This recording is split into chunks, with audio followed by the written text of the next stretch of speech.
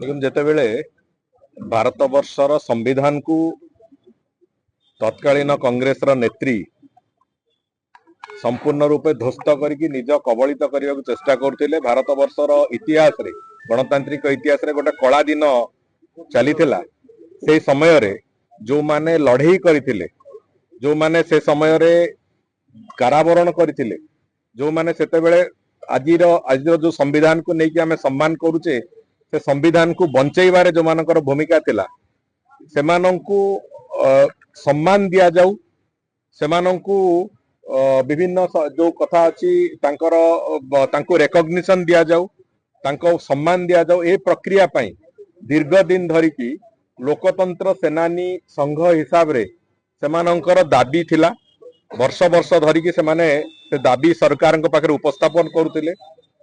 गत 24 वर्षर सरकार भी से बाबद रे जदिओ से अनेक लोक से सरकार रे थिले जो माने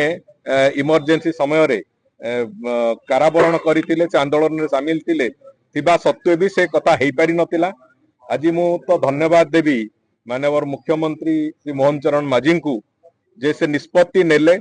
घोषणा करथिले पूर्वरु एवं आज विधिबद्ध भाव में सरकार तरफ घोषणा करागला एक कथा जे लोकतंत्र सेनानी जो माने अछंती, जो अंचल रे जो माने कारावरण करथिले इमरजेंसी पीरियड रे सेमानंकु समस्तंकु एक ऑनरारियम दिया जिवो एवं ऑनरारियम जो तांको दिया जिवो से तांको सम्मान रे दिया जिवो एवं तांको गोटे स्वाधीनता संग्रामी जो बलिया भाव रे आज रेकग्निशन पाइचंती से बली भाव लोकतंत्र सेनानी को भी हमें रेकग्निशन दिया गला सरकारी स्तर रे जे से माने देश पई जातिर जाति पई देशर संविधान पई तांकर लड़ई जो से माने लड़ीचंती ताकू सरकारी स्तर रे स्वीकृति दिया गला एवं तांकू एक सम्मानजनक भाव रे जो तांकर जो